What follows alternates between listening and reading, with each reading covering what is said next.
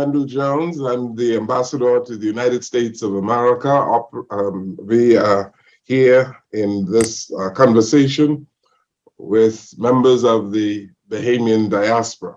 I've been in the United States now representing the Bahamas for the last year, and I've had the good fortune of speaking with a number of Bahamians from all walks of life who are making significant contributions here in the United States of America. And today on our program, on this webinar, as we talk to these Bahamians, we do so cognizant of the fact that there are many who are in the United States planning for the 50th anniversary of the independence of the Bahamas. There are going to be a number of events throughout the United States, and we are calling on members of the diaspora, wherever they are, to participate in these events. The consuls general in the various jurisdictions are doing an excellent job, and so in association with the officers here in the embassy in Washington, D.C., we are pleased to announce those who are participating in our conversation today. We are pleased to have David Woodside, who is in Palm Beach, Florida. He is Assistant Fire Marshal there, and he has been awarded given many awards for outstanding services, and he is also on the faculty of Palm Beach State College and South Tech Educational College. We also have Ann Bain, who is a research advisor, medical chemist, and she is in Indiana. James Peter Davil, who is an independent contractor, who is living in Houston, Texas, and has been engaged in diaspora activities in Houston. We are pleased to have Reverend Jerome Pratt, who is the senior pastor of Zion Baptist Church in Virginia. He's a supervisor at the nuclear station dealing with policy matters. Debbie Ferguson, who is an Olympian. She is assistant coach, and she is coaching sprints and track and field at the University of Kentucky. We have Carlisle Mott, who is a principal financial planner with Carlisle Mott Financial in Texas. And so we are pleased to have all of them here today. Peter Davil, the independent contractor who I mentioned, he said that he's going to ask me some questions as well. Well, I hope not. Well, welcome to this conversation. And we are so pleased to see you all. And we hope that we can engage you in conversation on national development in the Bahamas, and for you to really tell us what you are doing in the United States. And so let's begin in the order that I mentioned your names, so that you can tell our public on what you are doing in the United States. Mr. Woodside, tell us some more about what you're doing. I have an interesting profession because I am living my boyhood dream. As a young high schooler going to St. Augustine's College, there was this new television program called Emergency that depicted LA County paramedics Roy Gage and Roy DeSoto, Johnny Gage, and I wanted to be one of those guys. So we migrated after graduating from St. Augustine's College.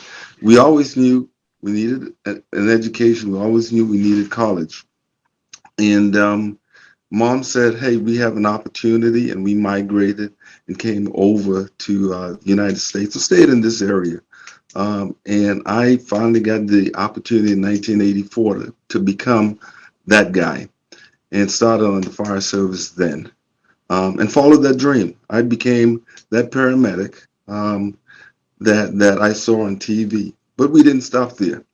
Um, we continued on where we did get the degrees, we did get the recognition, we did get the accolades, if you will, where we were credentialed as chief fire officer, executive fire officer, fire marshal, and hence moving up the chain of command and ladder here.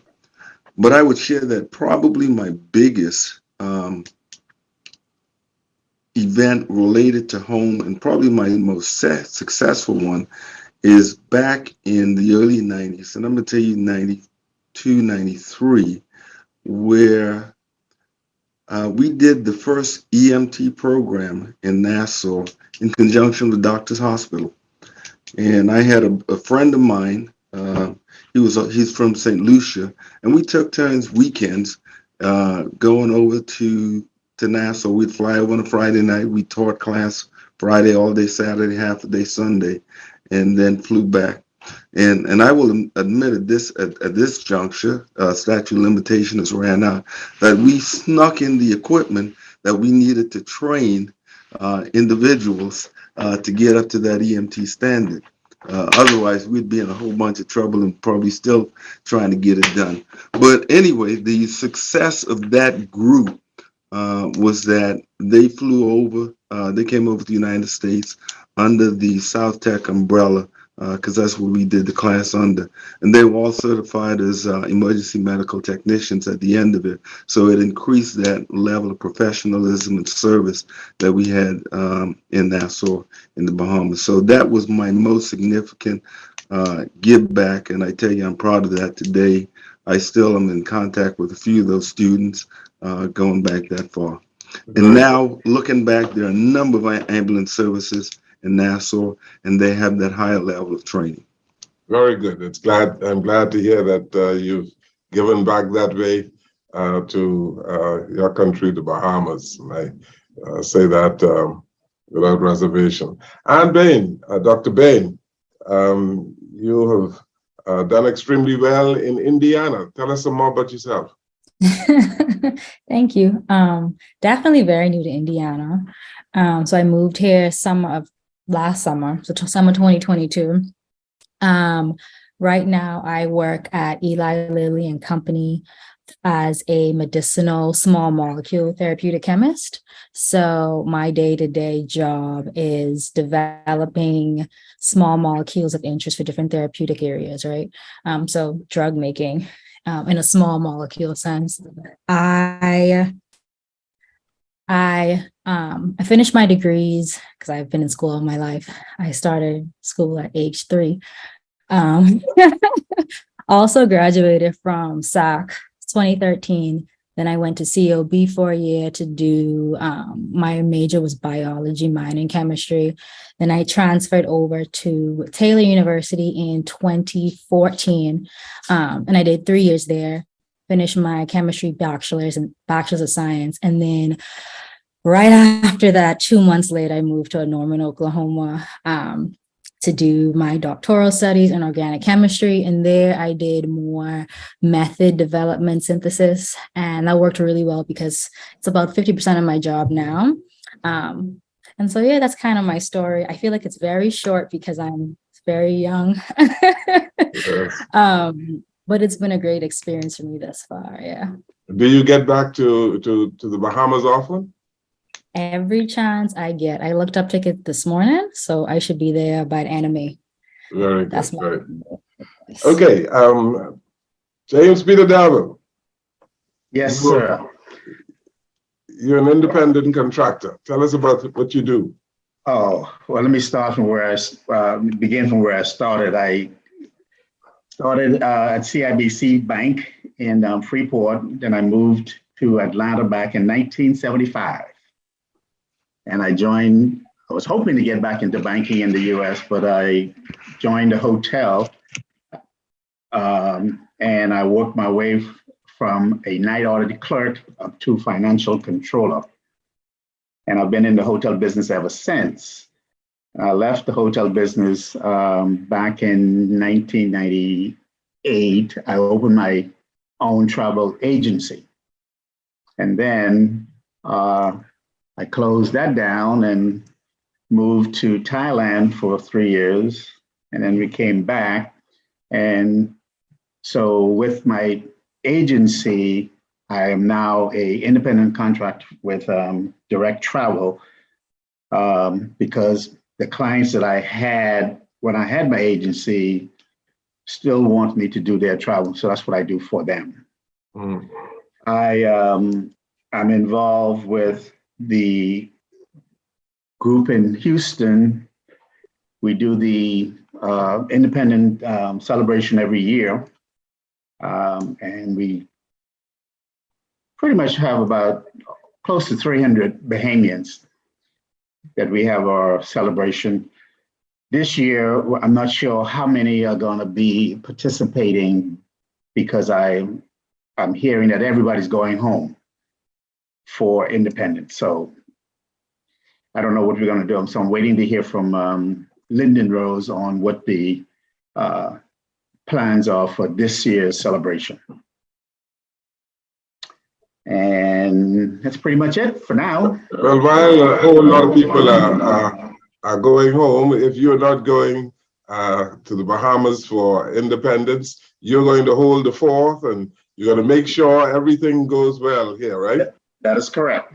Very good. Well, not everybody can afford to go home, and we also have a number of students here that I interact with, and we're trying to, we try to help them wherever their needs are, and we're also trying to school a lot of them on, what to do or how to operate in the U.S. A lot of them would like to go back home, but they're not sure, once they graduate, what are they going to do? Okay. Are opportunities there for them? And so it's an ongoing conversation. Very good. Pastor Jerome Pratt, I told him before we began that I remember him as when we were young boys in St. John's on Meeting Street. His father, Reverend Dr. O.A. Pratt, was a mentor of mine. You are in the business of running a nuclear station. Tell us about yourself, Pastor Pratt. When you're not preaching, you are involved in running nuclear stations? How are you, sir? Good afternoon again, and it's good to see you and to talk with my fellow Bahamians. I am the supervisor of nuclear procedures, records, policy here at Surrey Nuclear Power Station. We generate about 1,676 megawatts of power, which is able to power about 500,000 homes, or about 17% of Virginia right now. I started out in the great New Providence, Nassau, Bahamas at Jordan Prince William High School under Dr. C.W. Saunders and Bishop Simeon Hall and Bishop Winter Davis. Was able to leave Prince William and go to COB, or College of Bahamas at the time, before it became the University of the Bahamas. After leaving there, I went to Virginia Union University, where I obtained a degree in biology/chemistry, and was offered the opportunity to be a nuclear chemist, which at the time I said, wow, that's exciting. Something I always wanted to do, because the amazing thing about life is I started out with a chemistry set that my mother got me when I was about 7 or 8 years old. So all I knew was I wanted to work in a lab situation, but had the opportunity to work as a supervisor of nuclear chemistry at our second site, which is in Monroe, Virginia, which is North Anna Power Station, and served in that capacity for about 10 years. So I've got about 30 years in the nuclear industry. It seemed like it was just yesterday when it started, but it's amazing how someone from an island 21/7 is now commanding policies and procedures at a nuclear power station in Virginia. So it's amazing. Then on top of that, outside of my work, I pastor the Great Zion Baptist Church, which is 163 years old this year in June. Had the opportunity to go there and back in 2003, and it's been a great journey. And this Sunday, I will be celebrating my 20th anniversary as pastor of that church. So God has been good, and it's good to be able to have those things that have been instilled in us as young men and young women growing up in the Bahamas, and apply those to our lives. And credit goes out to the Boys Brigade too, for those of you that are part of that process, because that instilled great values in me, as well as my church family at St. John's Baptist Church on Meeting Street. Yes. Well, it's good to see you. And between dealing with a nuclear plant and the church, you are very busy indeed, aren't you? Yes, sir. Yes, sir. And then trying to run a business too on top of all that paradigm.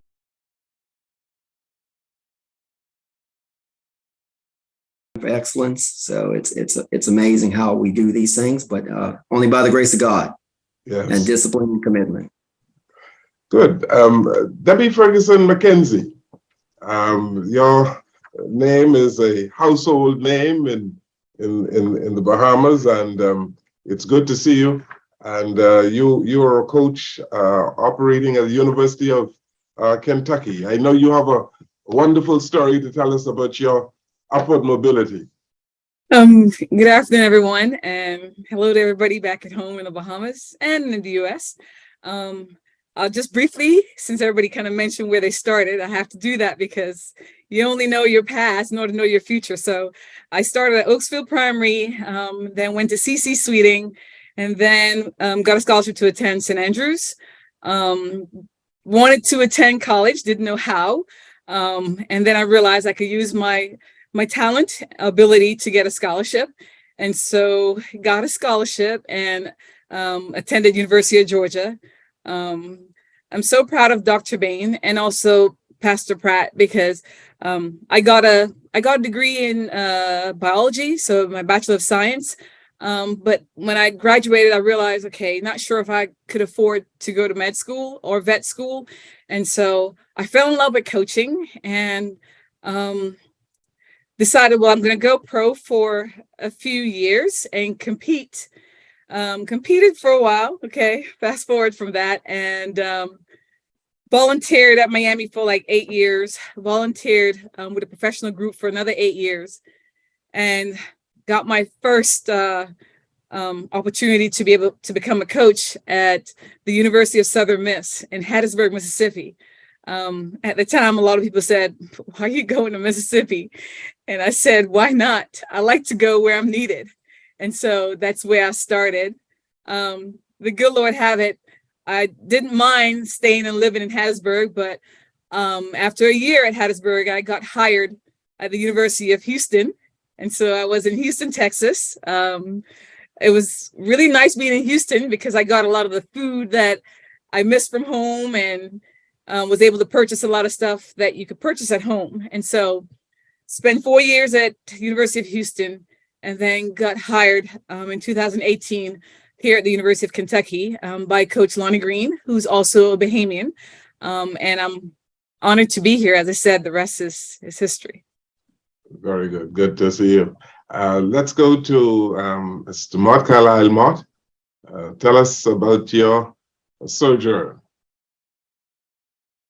Good afternoon, everybody, and thank you, sir. I'm glad to be here. And just a sidebar, Jeremy Pratt, I don't know, I might know you. Marker Tate Post. I did Boys Brigade at St. John's also. So we may have to align or realign offline. But yeah, I've been married for 30 years with 3 adult children. I put emphasis on adult, which means that they're getting off the payroll. Woohoo!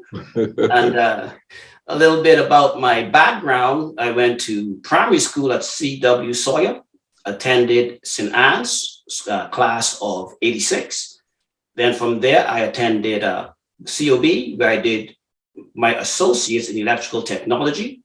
While I was doing that, I worked in the maintenance department at Wyndham Cable Beach at the time. And then I came over to Texas in 1989 to UT Arlington. Then from UT Arlington, I transferred to UT Dallas, where I received my electrical engineering degree, my bachelor's in electrical engineering. So while at UT Dallas in my junior year, I started a co-op intern at Texas Instruments. And then after I graduated, I hired on full-time as a digital design engineer at Texas Instruments. So I worked on what we call ASICs, application specific integrated circuits. So for those of you who have the USB, so I was on the team that started the USB back in the mid to late 1990s, worked on a lot of peripherals, did a lot of chip design for a lot of the big names, the Sonys, a lot of the PlayStations, 1394 Firewire. And then in 2006, I pulled the plug on Texas Instruments because I've always said that at the age of 40, I wanted to be working for myself. Unfortunately, by the grace of God, at the age of 36, I left Texas Instruments and I studied and became a financial advisor. That was in 2007. That all happened right in time for the big stock market crash of 2008. Perfect timing. And then in 2012, I started my own firm, Carlisle Mott Financial. And shortly after that, another dream of mine, like I tell people here in Texas, I am in Texas, just about an hour northeast of Dallas. Everybody wants to know, but hey, what are you doing here in Texas if you're from the Bahamas? And I say, while you're here in Texas looking at land and cattle, you dream of the beach. And when you're in the Bahamas on the beach, you dream of land and cattle. So shortly after starting my own firm, I started a cattle business. So right now I raise organic grass-fed beef master cows, and my company or my LLC is Mott Cattle Company. Right along with that, community service has always been in the center of everything I do. And in 2019, my wife and I, with a handful of Bahamians here in the Dallas area, we started a nonprofit organization called Igniting Our Nation Bahamas. We are registered in the state of Texas, and we have all of our licenses and registrations with the IRS. After in 2019, we were right in time for Hurricane Dorian, and we were able to send approximately $500,000 worth of medical supplies to the Rand Memorial in Grand Bahama. We were able to send a 53-foot container consisting of those medical supplies, as well as water, baby products, feminine products, a host of items into Grand Bahama. So at the same time, over the past few years, we've helped some of the local farms in Nassau. There's one farm in the Pinewood Community Farm. We were able to provide them with a certain amount of loads of topsoil just to get them a little above sea level. They were saying that every time it rains, the farm was flooded. So now we were able to help them with that. We had another farm that raises chickens. We were able to provide them with an incubator that can hatch out, 172 eggs at one time. At the same time, every year we give out 5 scholarships to students attending college throughout the world. There's no restrictions as to which college. We just ask that you are going to a higher level education. And this year, in recognition of the 50th anniversary, we will be giving out 4 $2,000 scholarships, and we will give 1 $5,000 scholarship in recognition of the 50th anniversary. As Igniting Our Nation Bahamas expands and attract more donors, we plan to increase both the size and amount of our scholarships. Our board is 100% volunteers, so we have very little overhead, and just about every dollar donated to the nonprofit organization is forwarded on to its allocated bucket. So that's me in a nutshell. I going 90 to nothing most days, and it's a lot of fun as a financial advisor. I take care of my clients from their retirement planning, college students planning, if they're planning to purchase a house, planning to purchase a vehicle, whatever their needs are. I work heavily with stocks, bonds, mutual funds, unit investment trust, all different types of investment vehicles. So that's pretty much me in a nutshell. Well, that's quite a nutshell, Mr. Mott. It's good to hear that you're doing well and making the contributions that you're making in our national development in the Bahamas and giving back, really. I think most Bahamians would tell you how grateful they are, especially what you did in the aftermath of Hurricane Dorian. But let's continue this conversation by getting your perspectives on how the Bahamas is perceived where you are, where you live. Since I've been here, I've heard nothing but good comments among fellow ambassadors from around the world of their perception and perspectives of the Bahamas. But Anne Bain, you have been away for a little while, and among people that you are in contact with, what do people say about your country, the Bahamas? Great question. I definitely think most Americans think very, very positively the Bahamas. I think because of like Carnival Cruise Lines and Virgin Cruise Lines, most people say, "Oh, the Bahamas! I've been there before. I've been there, Nassau, or the Bimini Islands." So it's definitely not unheard of, right? Many people know where I'm from. They can tell me about the straw market and how the water was so beautiful. And it's definitely looked at as a vacation destination. Nothing but positive comments, honestly. I don't think the Bahamas is known as anything other than a tourist spot, which is something that I think, shows like this can highlight, Bahamians in different capacities, not just tourism and hospitality.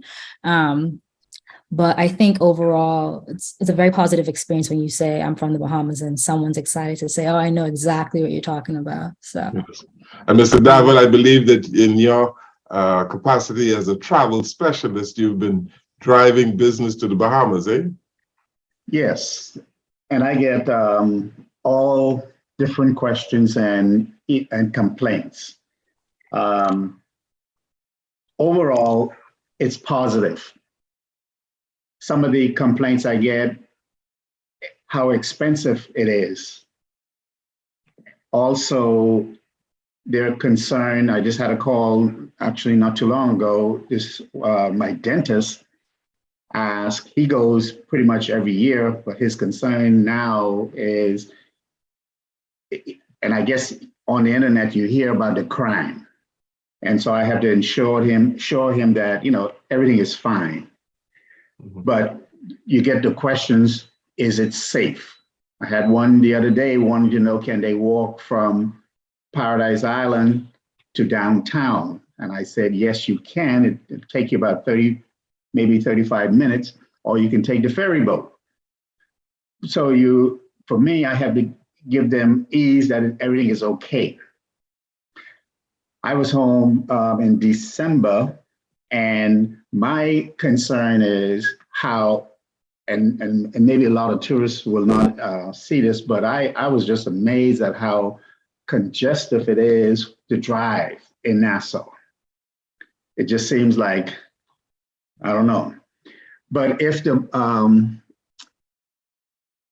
we're gonna promote the Bahamas as a tourist spot, and it seems like that's like 70%, I think, of our business, we should do more to make it safer, but also cleaner. As I drove around, I've never seen so many old cars parked, look like they've been abandoned, and so things like that, if they, the government would clean it up, and I'm sure that they can do it to make it more attractive. And so, and then also, we have all the cruise ships that goes into Nassau. They're only there for the day. I don't know if there's any that stays overnight. And so I hope, or I wish somebody would ask, can they make it an overnight stay to give the tourists sometimes a better experience, as opposed to just that short period of time and they only can visit downtown Bay Street. Okay. Well, there are a number of things that must be worked on, I'm sure. I tell people all the time that we are a nation in progress, and we have a number of islands that we are developing. And sometimes we look at New Providence as being the Bahamas, but it's just a small island, and we have to talk about developing the archipelago of the Bahamas and how I believe many of the islands are developing very nicely. But let's get some other perspectives of what people are saying. Debbie Ferguson, let's hear from you. Among people who you come in contact with. Well, for the most part, being in Lexington, I think it's a little bit different. I get a mixture of both, where, you know, a lot of them tell me it's my dream to one day visit the Bahamas, and some, they say, well, I've been to Exuma or I've been to Nassau. And so, you know, I'll always encourage the ones who said, look, that's the place to be. When you get there, don't worry about time. And it's like going to, you know, a family member. That's just how Bahamians are, in period. So there's been several people who actually have visited since I've been here, and I'm hoping even more. I said it's always better when I'm there because I get to take you around and to see the Paradise Island, but also over the hill, you know, the out east or the out west. So definitely, I think trying to get more Lexingtonians to be able to be aware of, you know, and visit the Bahamas. You know, I've said on several programs that growth is one thing and development is the next, and I'd like to get perspectives from you on how you view the development of the Bahamas, whether it's economic, social development, or otherwise. Pastor Pratt? Yes, sir. So from the aspect of the Bahamas, I've been an ambassador from the aspect of sending as many people as I can to vacation, to see, to spend time from a religious aspect, churches, conventions. That has been my goal, to have individuals experience what I consider to be paradise on earth. Yes, there are some challenges that we have to deal with. Even recently, the last time I was home, I can see that. But, you know, as a nation, we're still developing. And we have to continue to keep our trust, I believe, and primary focus on God, and making sure that we continue to be that nation that lifts up and promotes God from that aspect. From a fraternity standpoint, I've had many of my fraternity brothers to show up, Masonic brothers.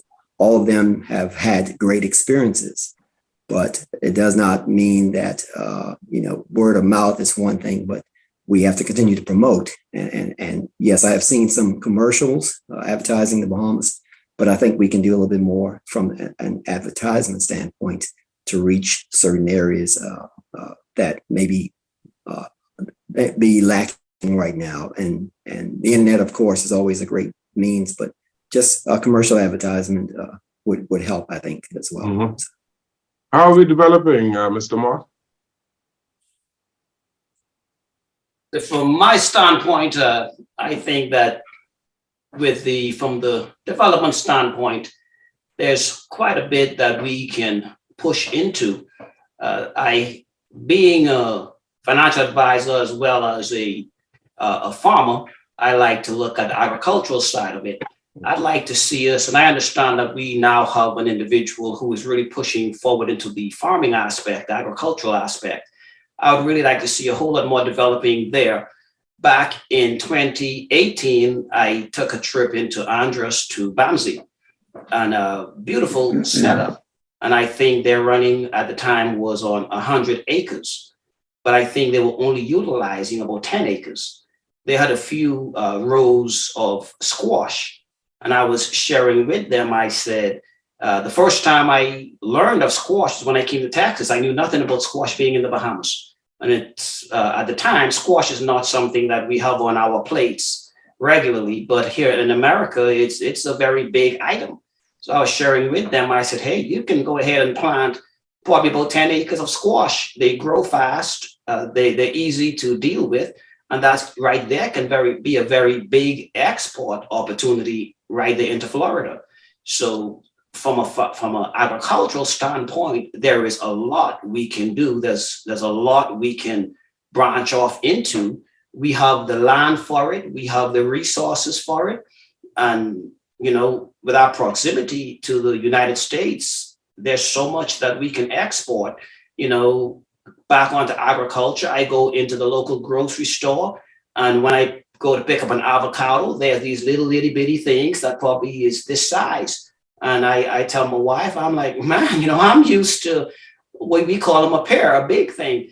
And they grow readily. I remember as a kid, we had a tree right in the backyard. They grow readily in the Bahamas year round. So there's so much we can do and export to the United States. Back to your previous question, piggybacking some of the other panelists, a lot of my friends, they go down and they love the Bahamas, but the big complaint is the cost.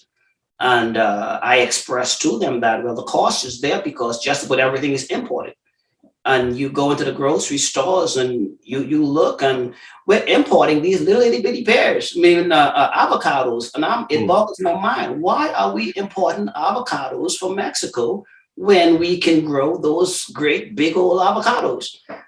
So from an agricultural standpoint, there's so much we can do. There's so much potential that we have in the country. We have so many. I've talked to different farmers and different people in agriculture who they're ready to do, they want to do, and there's so much potential we have that we are not harnessing and we're not pushing into. So that continues to boggle my mind a bit. It always has. It continues to today as to why we are importing bananas. Why are we importing bananas?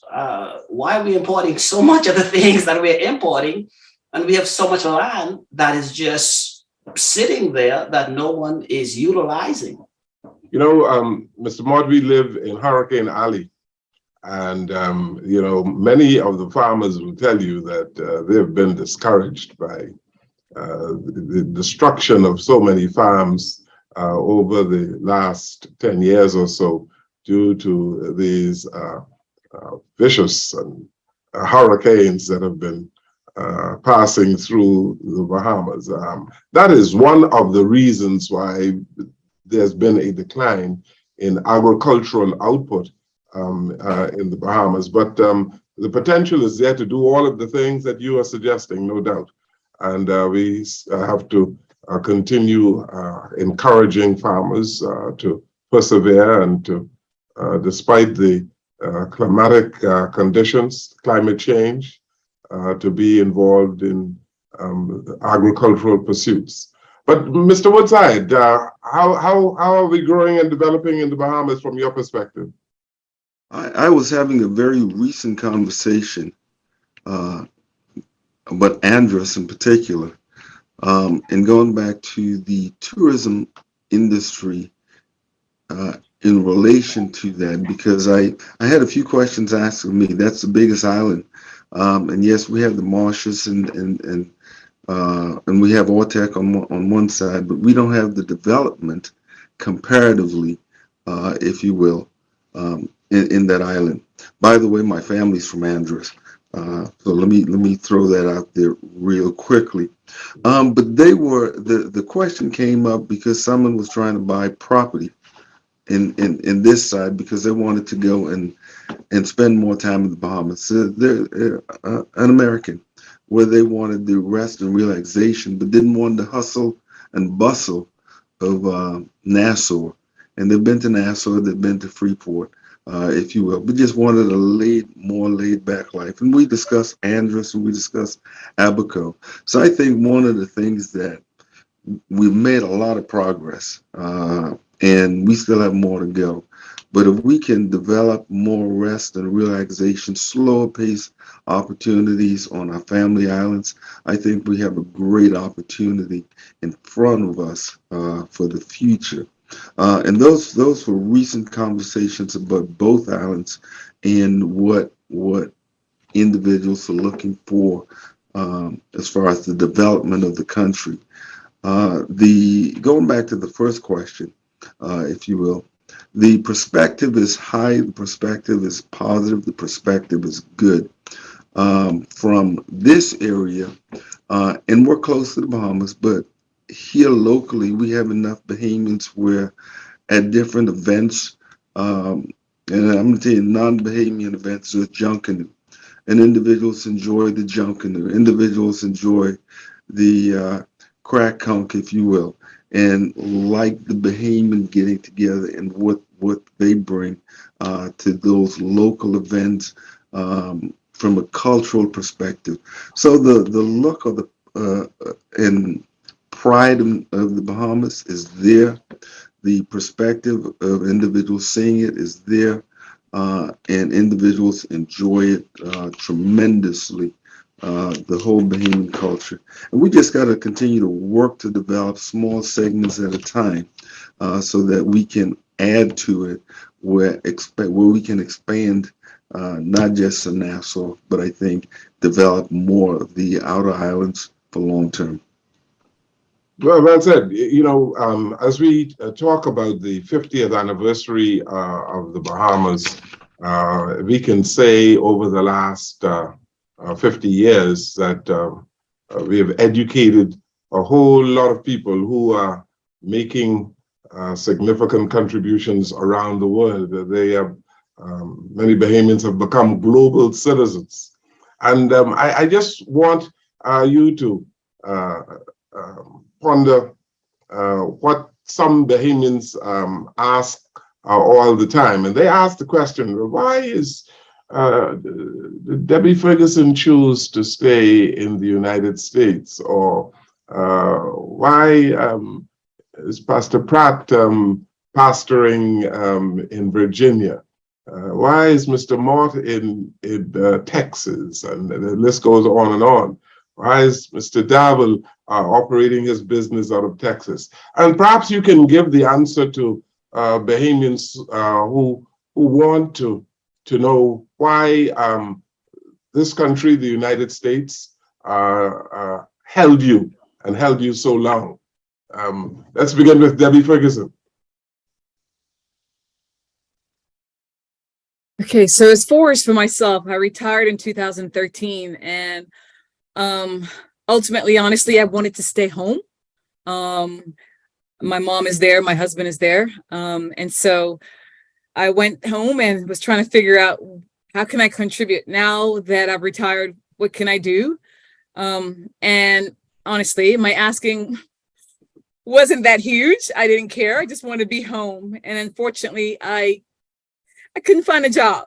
And so it just went where 2 weeks after I literally was looking, the coach at Southern Miss literally texted me and said, you know, we're looking for a coach. And so I was like, wow, this just has to be God. And I was like, that was it. I decided, well, if I can't get a job at home, I will go ahead and go to Mississippi and start my coaching career. And that's how it all started. Nothing against being at home. It's always, you know, a place of peace for me and returning to all that. But that's what started my journey here in the U.S. Okay, Pastor Pratt. I believe God has a purpose and a plan for each and every one of us, and our destiny is already lined out. But as Ms. Ferguson stated, you never forget your roots, and you always provide a means of support. You know, I'm in daily contact with some of my brothers of Alpha Phi Alpha Fraternity Incorporated in the Bahamas, Brother Ricardo DeVoe and others. and providing means of ways of support on how we can help develop and maintain the Bahamas. So while I may not physically be there, I am attached, and I am constantly praying for my family members that are back home. You never forget where you come from. And that has always been my strong point, that, I came from a place of a strong religious upbringing, which is still there. And I came from a place where family was a priority, which is still there. And as Ms. Ferguson has alluded to, we end up having kids and we get developed, and we end up in industry, and we continue our lives, and but we never forget where we come from. Mm-hmm. Dr. Bain?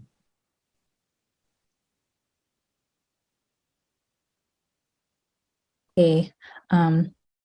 Great question. I definitely, I was telling the other panelist earlier that I'm just visiting here. So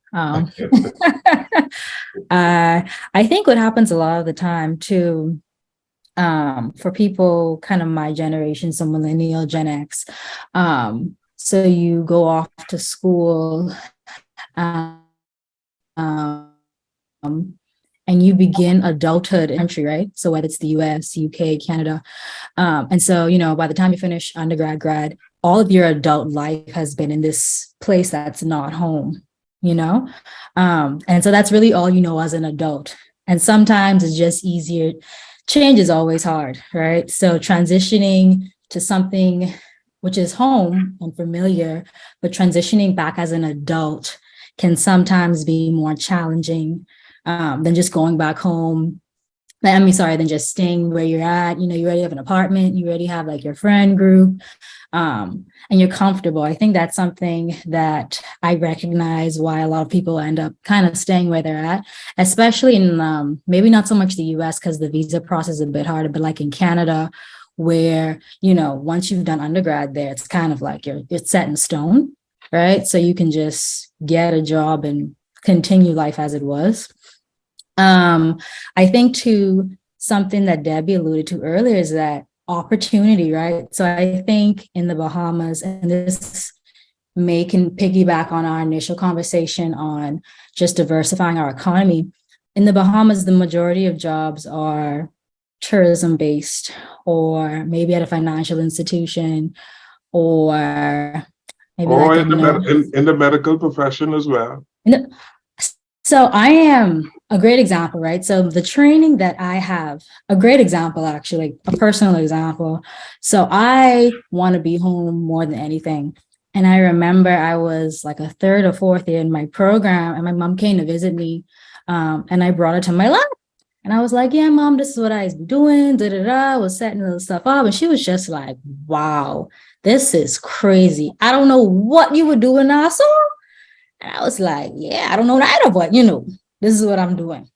And so for me, at least, that my training was so specific that if I wanted to go home, and so my job right now is exactly what I did in grad school, except that plus more, right? And so my training works really well for like the industry that I'm in right now. The Bahamas doesn't have those types of industries in place, right? And so I can definitely go home and start that.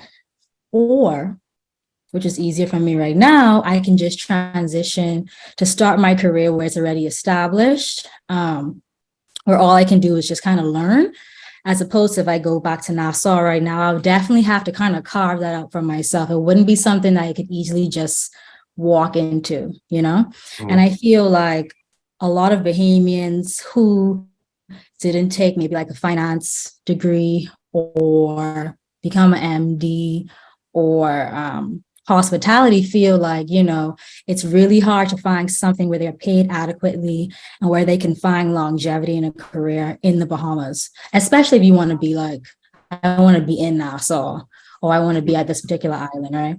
So I think that's a big challenge that we're not addressing. Okay.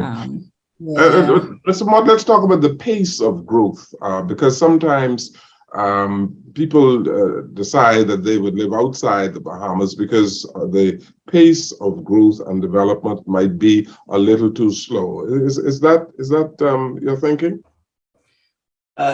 Pretty much, you're hitting the nail on the head. You know, when I came to Texas back in 1998, there was no plan on staying here long term. It was get in, get my degree, get out. You know, even when I met my now wife at the time, I informed her, hey, I'm not staying here. So, you know, move accordingly. And when we got married, we had a plan to spend 5 years at one country and then spend 5 years at another country. It just so happened we spent our first 5 years in Texas.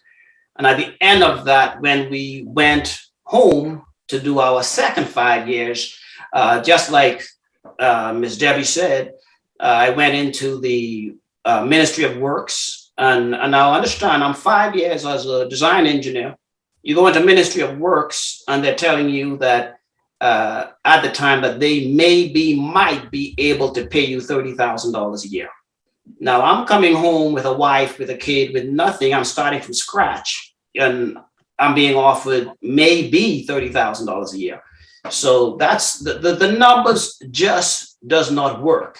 And to piggyback with Mr. Pratt, you know, home is our first love. Even though we are here, there's so much we still do to work with back home. Right now, we have started, we're in the process of building a home in Cat Island. We've spent 1 week in Cat Island where we did Vacation Bible School in Bennett's Harbor. We had, each day we had about 50 kids from the settlement who came, where we went and we picked up kids from Orange Creek all the way down to Thurston Hill. You know, and we spent a week with those kids. We had a blast, and we culminated the week where we took them all down into the south, and we took them to Como Hill, and we took them all the way to Devil's Point. We took them all over the island because we know my mom's from Cat Island. And it saddened me when I spoke with her that when I went to Cat Island as an adult, I think in 2016, and I took her to Devil's Point, that was her very first time being at Devil's Point, being that far in the south. So I said, well, kids in the north don't get to the south, and kids in the south don't get to the north. So we took the kids all over the island. So we do a lot in the Bahamas. We give back a lot, and with the nonprofit organization we started, Igniting Our Nation Bahamas, we do a lot. But the big hurdle for myself and a lot of Bahamians graduating college and excited to return home is just the pay scale, the opportunities. Again, with Dr. Bain saying you're so specific in what you're doing, you have to remember at the time, my plan and what I was working on was application specific integrated circuits. There's nowhere in the Bahamas I can design a chip, you know, so it made it to where as much as I wanted to be home with all my heart, there was no, financially, it was impossible.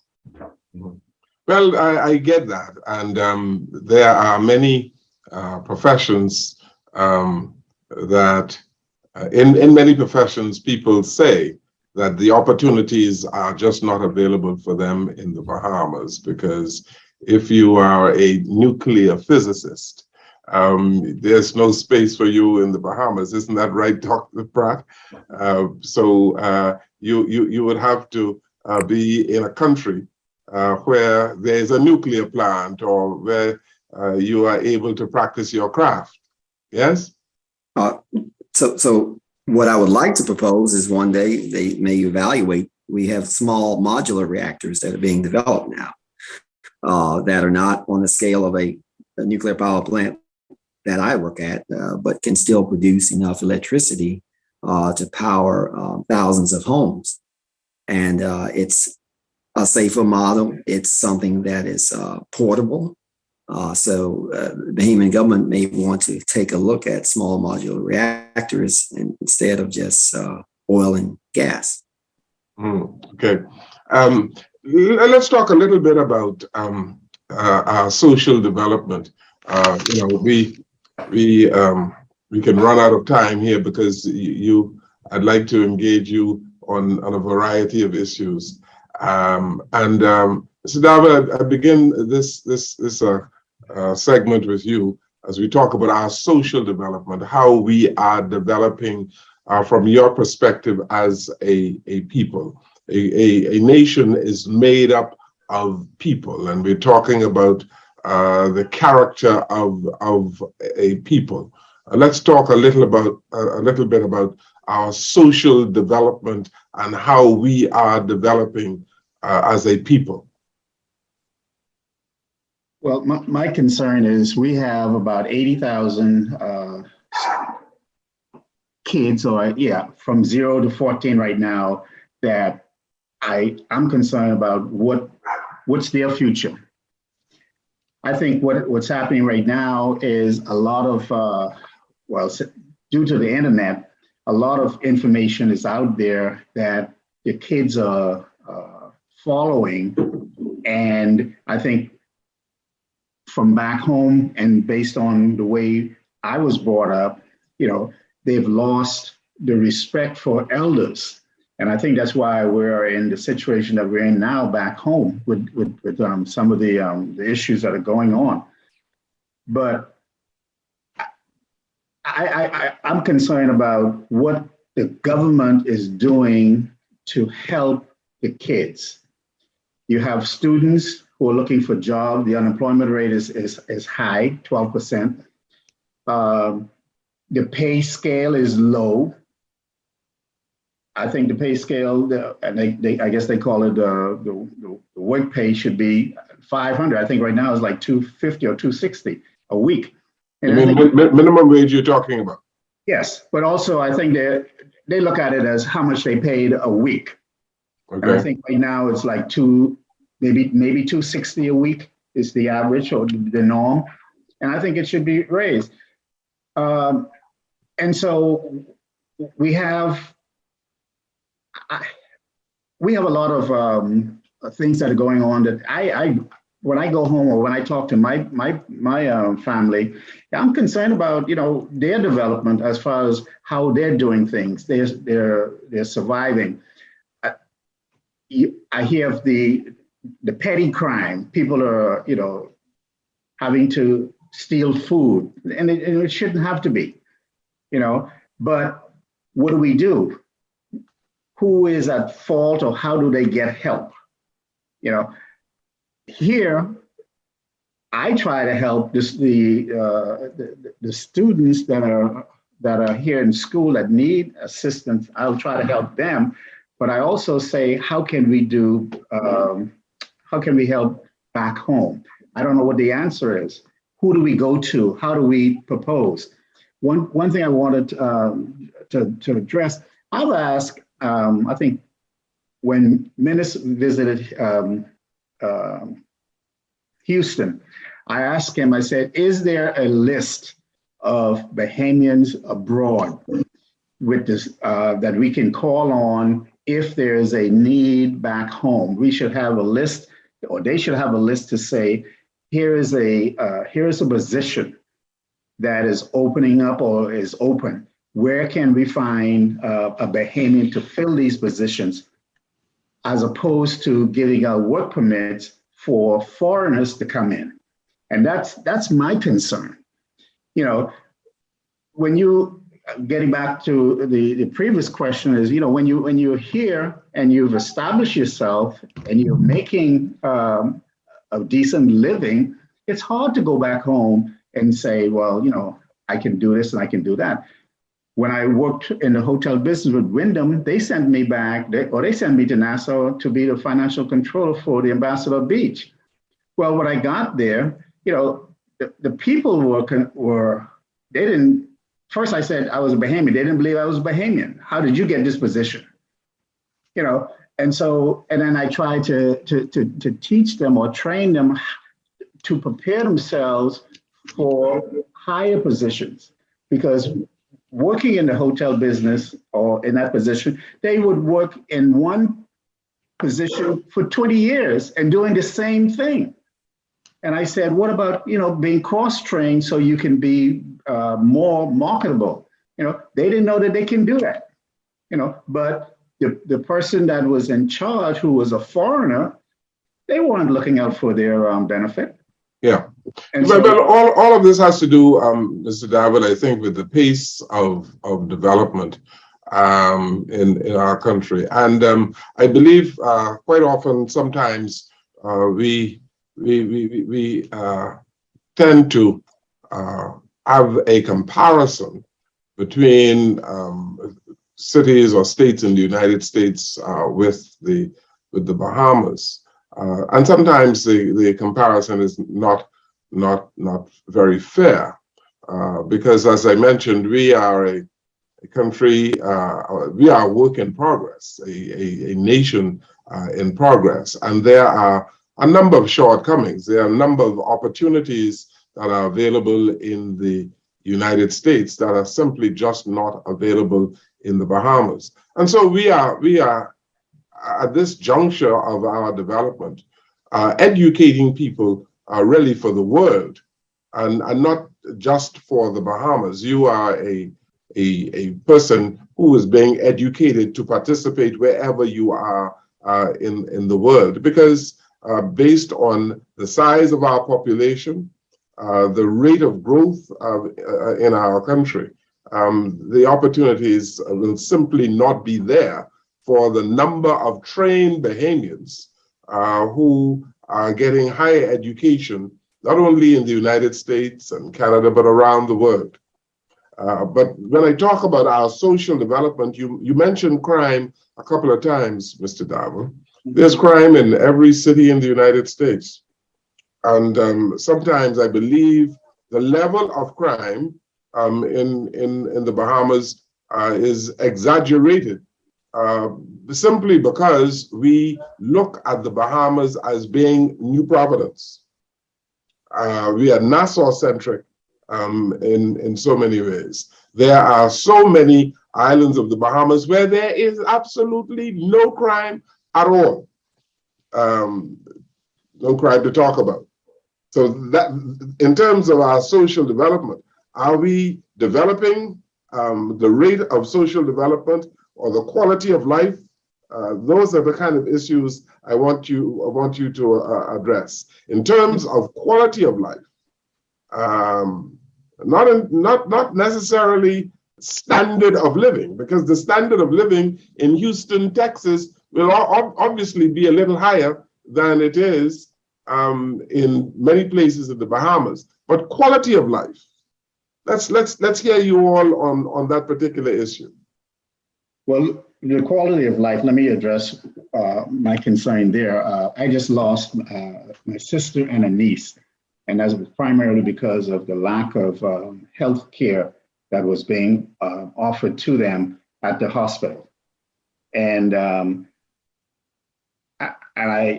I've heard so many different stories about, people checking into Princess Margaret Hospital and not checking out. That happens all over the world. Yeah. I mean, we don't know what the reason is, and I don't want to be too defensive of the Princess Margaret Hospital, right?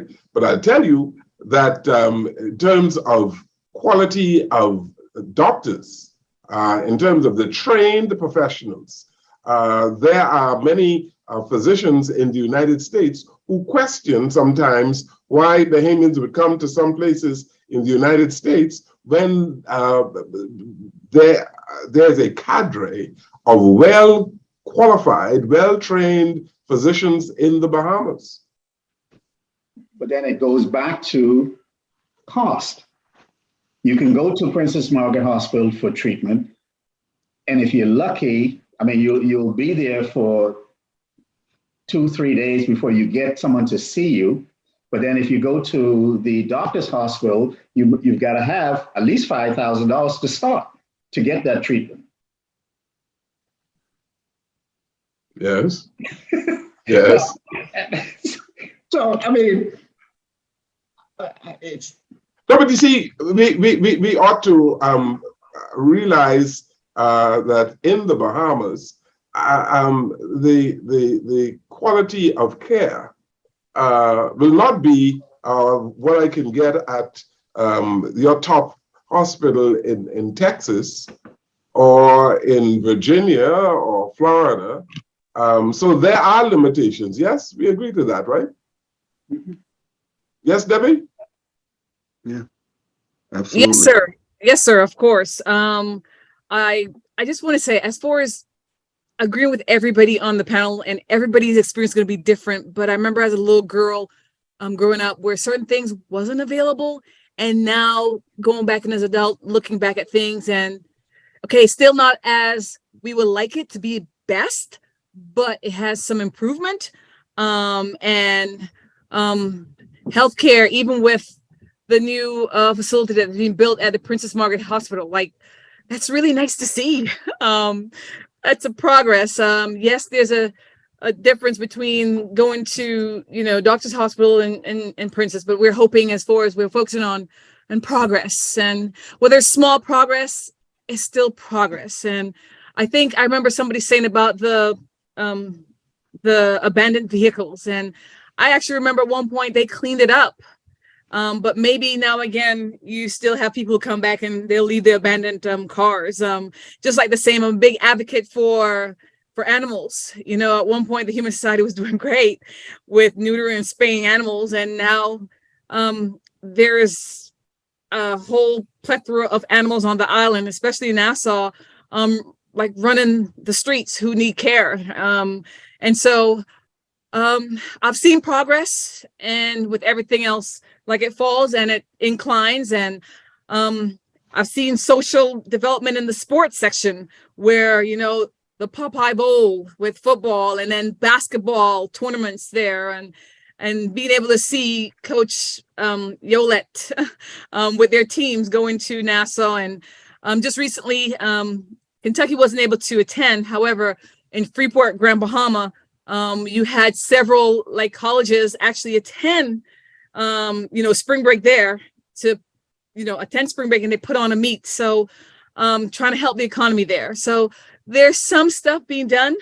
Ain't never perfect, but I tend to give thanks for the small things that's going on and progressing. What do you say, Mr. Woodside, because of proximity to the United States of America, that the expectation of the Bahamians might be a little too high? It is easy to have that high expectation because I'm going to say television, social media. But the one defining thing I can say for all of us, and probably every successful Bahamian that is in any country outside of the Bahamas, is they have a deep-rooted, I want to say, culture to be successful, to succeed. They have a good understanding of their culture, and they have pride in the Bahamas. So that for me, if I think about that social development and trying to increase the individual's opportunity to be successful, is making sure that that pride is continuing to be instilled, that work ethic is continuing to be distilled in everyone. Celebrating this 50 years of I'm going to tell you, independence, if you will. I can think where I was July 10th at Clifford Park in the Boy Scouts. I got to shake the hands of Prince Charles, or King Charles now, and how much pride I had as an individual in our country moving forward to this next phase of who we are. And I think we need to continue that development. Debbie, I saw those banners for the teams going to Freeport last week because I was in Nassau, and it filled me with pride. Okay, yes, we have those 6 teams coming, and we need to make sure our youth continue to see that, to understand that, and that they can achieve and be successful. And we'll have the necessary social development if we keep that focus on them. And I wish I could say, yeah, get rid of trying to be like an American, trying to be like a Canadian, but trying to be like a Bahamian. Because even when I went home, and everyone's different, they'd be absolutely right. I want to count salad, count fritters, crack count, peas and rice, macaroni and cheese, and I want to go to fish fry every day to hang out with my people. I didn't get to the Junkanoo. but it was timing. But that's what will keep us solid. That's what will keep us moving forward. If we keep that type of development and pride in our country and nation, where we want to be those people, that people every day. Interesting points you raised, Mr. Woodside, and I just wonder whether we are doing the kind of job that we ought to be doing as a nation to imbue a sense of nationalism in our youth. You talked about where you were on July 10th, 1973. I was a young reporter back then, and we have seen the level of progress that our country has made over the 50 years. But there's something called cultural imperialism, and the extent to which young, impressionable Bahamians understand what it means to be Bahamian. And because, again, of our proximity to the United States, we are importing a whole lot of habits, good and bad. And as one of our former politicians said in one of his writings, that we have seen the coarsening of our society, especially among young men. The question is, how do we do this? How do we imbue a sense of nationalism and keep the Bahamian identity with our people? Because all of you here, whether you're in Indiana or Virginia or Texas or Florida, you are still very much Bahamian. And I know that there's no place like home. Isn't that right? How do we keep this, Mr. Mott, this Bahamian identity strong among our youth? I'm sorry, I was still muted. As a few of the panelists have expressed, and I saw the change coming in as a teenager with the big rain-catching satellite dishes. You all remember those? And we had as a kid, I remember having the Christian Council. The Christian Council would screen what movies came at the theaters, and they would screen out a whole lot of the I guess, socially non-qualified movies and items. But with the introduction of the satellite dish, the cable TVs, that just pretty much pulled the fangs out of the Christian Council, pulled the teeth of the Christian Council, where nothing was the gate was busted wide open. So that right there is a challenge where individuals could now sit in the comfort of their own living rooms and be exposed to whatever madness is out there in the world.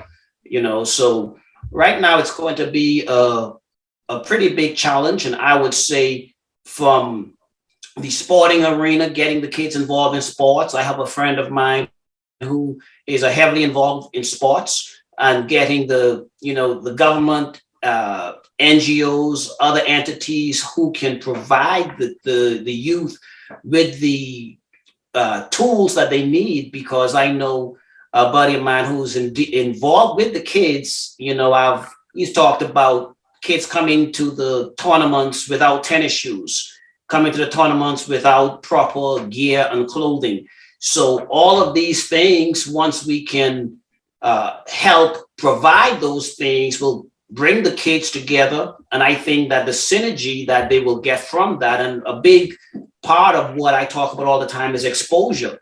A lot of the kids, if they get the proper exposure to things, to opportunities for them to advance, whether it be sports, whether it be STEM, science, technology, engineering, and math, there's so much that we can do.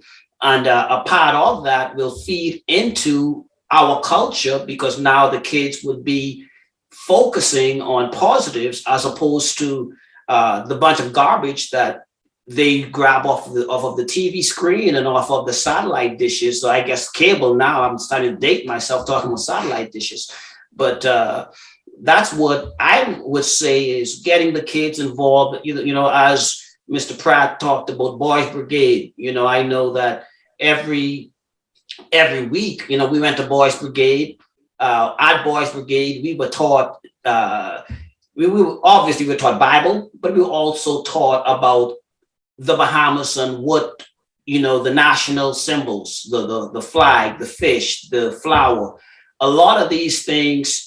A lot of the youth growing up now, they're just so caught up in Hollywood that that's what they're chasing. And once we can bring the kids, zone them in on the positives. As I stated before, my family and I, we went to Cat Island. We spent a week with the kids doing Vacation Bible School, having the time to sit down and talk to the kids. And the young teenage men, they were all excited about getting a Honda because all the big drug dealers, I guess, were getting Hondas, and just talking with them and stepping them through. So if more, and we lean heavily on government, but then not just government, we all have a part to play, because when we look at government is just a representation of the people. So when we start labeling the issues in government, we're just labeling the issues of the population. And if we can collectively say, to be a little cliche-ish, I believe the children are the future. Teach them well and let them lead the way. And so much of the teaching I see has been lost and left behind. So many of the adults who should be in a teaching role are not. So many of the programs that should be there for the youth are not. So the kids with the emptiness and the blindness, they do shift over to the Hollywood. They do shift over to the movies and thinking that we can do what they're doing in the movies. We can live lives of the Hollywood rock stars, all of these reality TV shows that are, just impractical and unrealistic. So that's what I would say is, as a nation, if we can say offer more opportunities for our youth for things to do, taking them different places, doing different things, and not leaving the country, but within the island itself. As I said, when we came, we took the kids from the north and took them to the south, where they've never been and never seen, and there's so many of the other islands that we can take kids. Back in September, October, I had my kids down in Exuma. We went from Barry Tari all the way to Santa Ana, and we went from point to point. And again, same thing there. There are kids up in Barry Tari. Probably the farthest they might have been is to Georgetown, and they haven't been past Georgetown.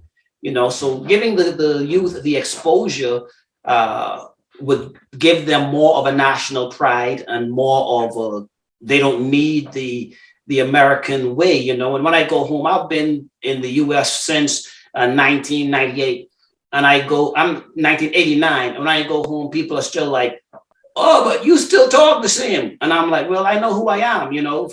Guys come over Friday evening and leave Saturday evening. And then all of a sudden they got this, ghetto hip hop American thing. And I'm like, what are you guys doing? Don't you guys know who you are? So, and if folks lose track of who they are, they will become whatever.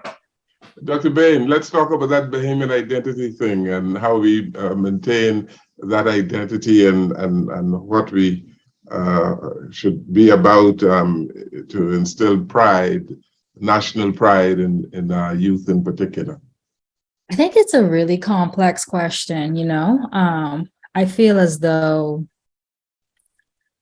like for me, I feel very, very nationalistic, right? Like I was a Bahamian born, break-a-did. That's how I feel. But I feel a lot of it came from my personal upbringing, like my mom and my daddy. And even at school, I feel like it was such a big thing that, like, I'm proud to be a Bahamian. And I don't know if that's being done anymore.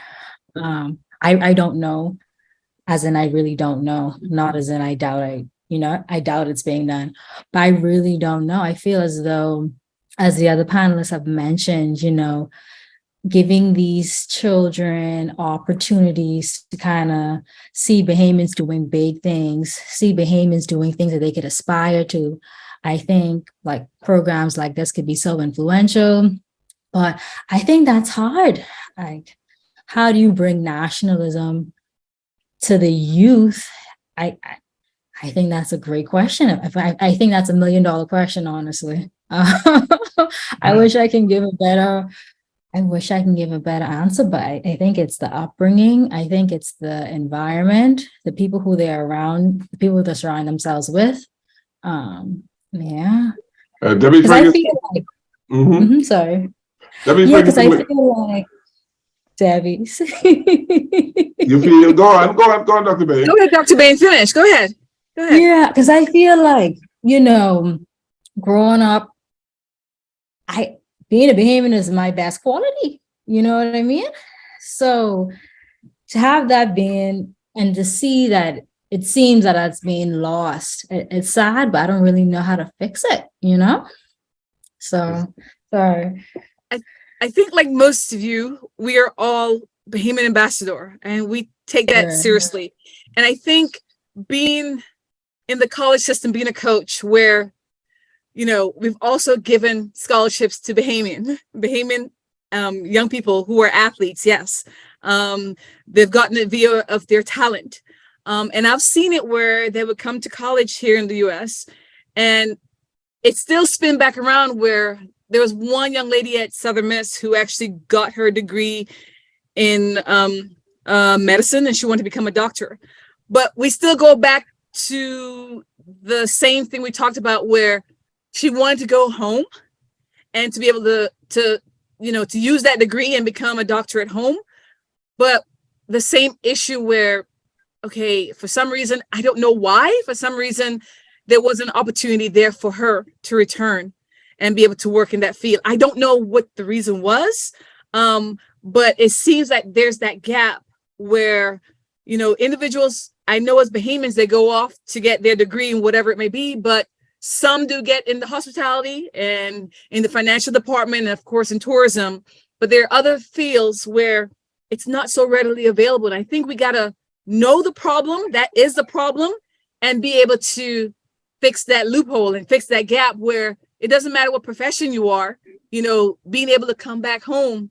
That's what they want to do first and foremost, to have the opportunity to go home and to make the Bahamas even better.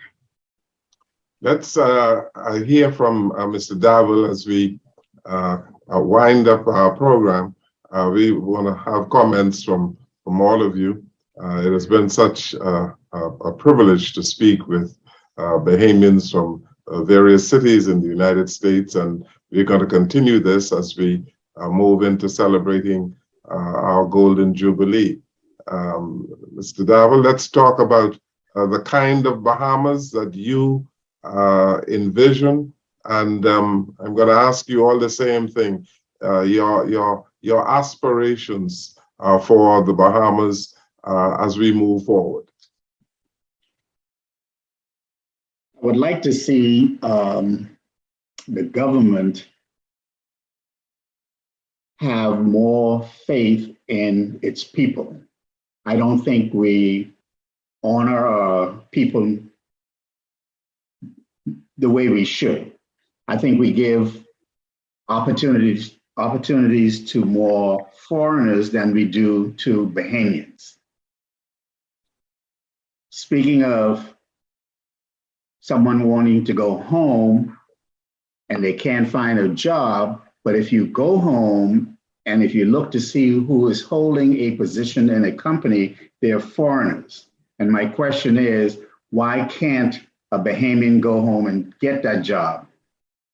They're giving work permits, and I'm only going to speak for what I know in the hospitality industry. When I was in Nassau working at the hotel, they brought in a food and beverage director who happened to be a foreigner, and I worked with people in the industry in Nassau who are experienced. They're training this foreigner, but he's the boss. And my question is, how do you fix that?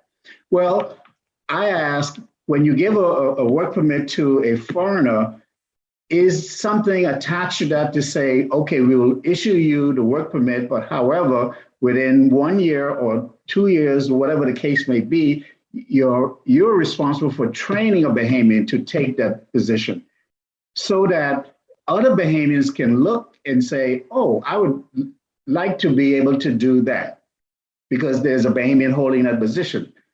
Why do we have so many people who are in mid-management that are foreigners and not Bahamians? Okay, all right, thank you. We go to Mr. Mark, your aspirations for the Bahamas. Just give me a minute. But my aspiration for the Bahamas, again, the big word is exposure. I believe that as a people, government and people, we're stuck in a colonialistic mindset to where the masses are governed by a few. And what we see is the wealth, and it's around the world, but even more so in the Bahamas, where the wealth is held in the hands of a few, and the whole masses just trudge along day by day. As to your prior question, the quality of life. Well, if all you're used to is getting peanut butter and bread every day, you think that's the world. You know, no one has exposed you to anything else. So I believe that as a people, my aspirations for us is to stop looking at party politics and for us to move to where we can say we are trying to advance the country as a whole, not just whatever acronym your political party is affiliated with. Because as myself, say back in 2018, when I went to Barnsley, I was very curious about coming to the Bahamas with a herd of cattle, and it did not work. And now I'm getting the phone calls, but my concern is, okay, we do this thing, and in 5 years, government change, then now I'm left holding the bag. So we can shift from party politics and take care of the country. More and more Bahamians can say, well, hey, I can invest into the country because I know that in 5 years, my business is not subjected to the new party. Thank you, Mr. Woodside. Well, I'm going to say I have a few words in 30 seconds or less. Yes.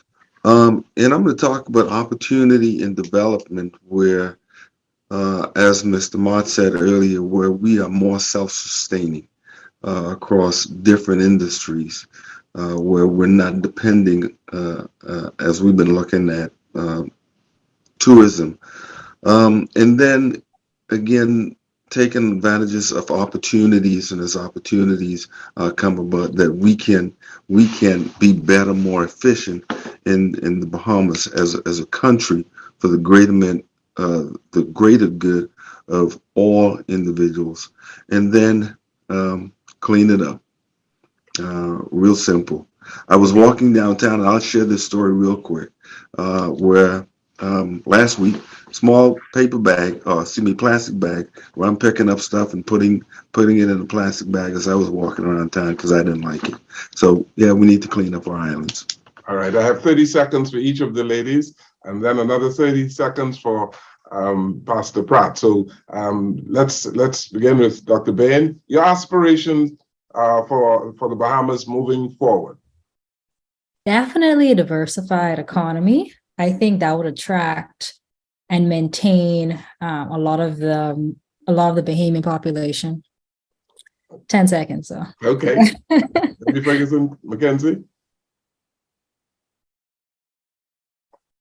I agree with Dr. Bain as far as, bring some diversification, of course, not just tourism, and expand as far as Mr. Mott said, if we can with the agriculture, et cetera, et cetera. But I think everything is going to go through education. I still have a relationship with my grade 6 teacher. She was one of the best, Miss Sherilyn Anderson. And I think, she was one of those where she taught. There's a professor now at Harvard University, and he came from Oaksville Primary. He's actually an economics professor at Harvard. And we just got to get back. Everything is through education and trying to figure out, if I see him becoming a professor at Harvard, that means I can do that, but not just in the US, but also becoming a professor in the Bahamas. I just want to say I think it was last year, November, at Breezers, and I sat and I saw a nurse and maybe some doctors, and I asked them where they were from. And they said they're actually from Cuba, and they were actually here working, in the Bahamas. And I think if our kids don't see those, there's some who are Bahamians who are doctors, but need more kids to see that, and see the different, job or career that they can actually do and dream and become. If they don't see it or they're not close to it, and I'm talking about the average Bahamian, then they won't be able to dream and go after it. So hopefully we could get to that point. And very good. Very good. Thank you. Dr. Pratt, we give you the last word. Yes, sir. I can't even take my text in 30 seconds, but I started at Shell Bahamas Limited, working there as a junior accountant when I was at College of the Bahamas. And that was a great opportunity because I was exposed to something that I had not seen. So exposure is definitely the key. We have to be intentional in our actions too. I know we have a lot of discussions and we talk about things, but we need to take action, have action items and due dates and who is going to do what by when. So my motto is also always be intentional and make sure you make every action count. So the Bahamas will have to be greater with their innovation. Advancements, looking at data centers, looking at investments, looking at agriculture as we talked about, but definitely don't forget fisheries. That's a great thing that we sometimes forget about. So there are ways that we can, but exposure to the kids, give them the opportunity to see what can be done, see who's doing what, spend some time with those that are in power, and we can make a better Bahamas. Thank you. I thank you all very much. Better in the Bahamas, sir. Sorry. Thank you. Thank you for participating in this webinar today. It has been my pleasure to speak with you, and we are going to continue these webinars as we move into the 50th anniversary of our great country, the Commonwealth of the Bahamas. Thank you so very much.